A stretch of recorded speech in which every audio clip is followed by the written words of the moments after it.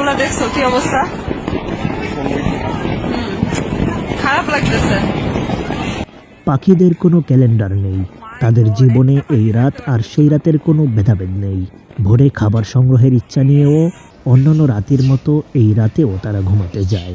কিন্তু জাদুর শহরের শত শত পাখি এই রাতে উৎসবকারীদের আতশবাজি আর পটকার আওয়াজে মারা যায়।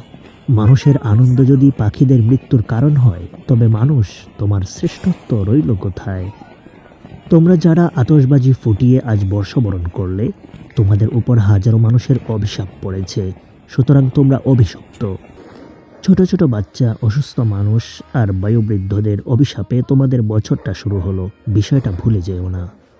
মানুষকে যে এভাবে কষ্ট দিলে, এটার জন্য কিয়ামতের দিন জবাবদিহি করতে হবে, আর দুনিয়াতেও এসব অন্যায়ের শাস্তি পাবে। মানুষকে কষ্ট দেওয়া অনেক বড় অন্যায়। এই অন্যায়ের পরিণতি ভোগ করার জন্য প্রস্তুত থেকো। আসলে এই নতুন স্বাধীন বাংলাদেশে আতশবাজি না ফোটানোর জন্য আবেগমার্কা কথাবার্তা অনেকেই বলেছেন। আসিফ মাহমুদও একটি পোস্ট করে লিখেছিলেন, আতশবাজি আর ফানুস উড়ানো থেকে বিরত থাকুন। নতুন বছরে পাখিদের মৃত্যুর কারণ হবেন না। কিন্তু এসব আবেগমার্কা কথাবার্তায় কি আসে যায়? বরং এই আতশবাজি আইন করে কি নিষিদ্ধ করা যেত না? অবশ্যই এটি নিষিদ্ধ করা উচিত ছিল। সরকার পাল্টায়, কিন্তু অপসংস্কৃতি পাল্টায় না। পাল্টানোর কার্যকর উদ্যোগ নেওয়া হয় না।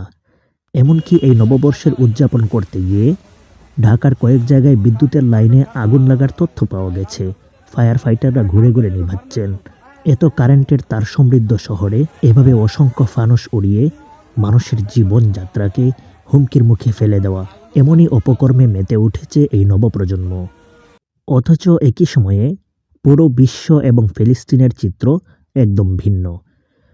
আকাশ এক হলেও আলোর ঝলকানির বাস্তবতা ভিন্ন। দেখতে এক হলেও একটিতে দেখা যায় মজলুম বিশ্বাসীদের করুণ আর্তনাদ, আর অন্যটিতে অবিশ্বাসীদের উৎসবের আমেজ। আল্লাহ তাআলা আমাদেরকে হেদায়েত দান করুন। আমিন।